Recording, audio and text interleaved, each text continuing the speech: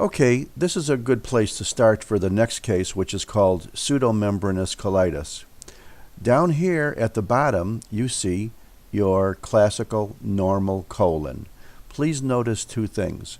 Notice that the mucosal glands are nice and blue because they are distinct and they are well differentiated from the general pinker connective tissue.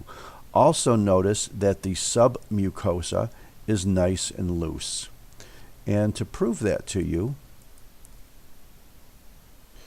we're going to go up and show it to you. Here are the nice, well distinct mucosal glands. Here's the muscularis mucosa. Notice that the entire submucosa now is nice and loose and vascular and has a little fat, loose connective tissue, just like it should be before you actually get into the muscle wall layer. Now here is the disease in question. It's called pseudomembranous colitis.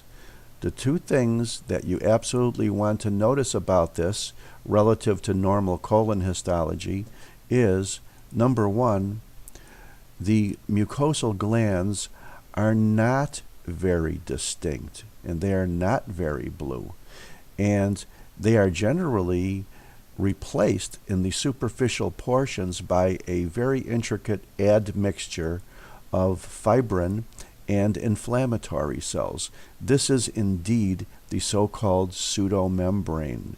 Notice there's a few remnants of halfway normal glands out here, but the superficial glands are necrotic and inflamed and admixed with this scab or membrane of fibrin and neutrophils. Notice also that the submucosa is not normally loose and fat. It's also inflamed. It has a lot of increase in vessels, and it also has a lot of inflammatory cells. And just so you could see what the nature is of the inflammatory cells in the pseudomembrane is, let's zoom in on it even more. And I think you might see some bare remnants of mucosal glands here, but you could see the superficial mucosa is nothing but a scab. This is indeed the pseudomembrane. Theoretically, any superficial scab on a colon for any reason could result in this appearance of pseudomembranous colitis. In reality, however, 90% of the time, this is caused by an overgrowth of a bacterial toxin from the bacterium Clostridium difficile.